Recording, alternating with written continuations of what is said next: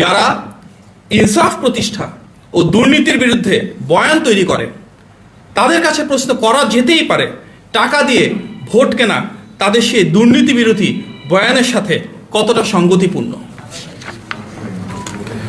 সৈয়দপুর বিমানবন্দর কাণ্ডকে বিচ্ছিন্ন বলে দেখার সুযোগ নেই, কারণ দেশের অন্যান্য জায়গার মতো জামাতের আমিরের নির্বাচনী আসন ঢাকা 15তেও একই রকম অবৈধ অনৈতিক লেনদেনের ঘটনা সংঘটিত হতে দেখা গিয়েছে। আরও দেখা গিয়েছে কুমিল্লা, নোয়াখালী, খুলনা সহ দেশের অসংখ্য জায়গায়।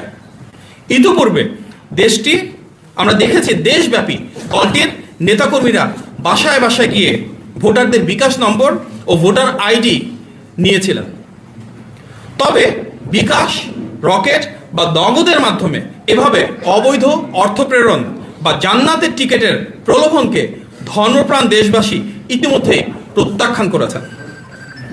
গণমাধ্যমে প্রাপ্ত সংবাদ অনুযায়ী আমরা দেখতে পেরেছি দেশের অনেক জায়গায় ভোটারদের মাঝে ভীতি ছড়াতে সেই রাজনৈতিক দলের সন্ত্রাসীরা দেশি অস্ত্রসহ বাঁশ, পাইপ ও স্ট্যাম্প জড়ো করছে।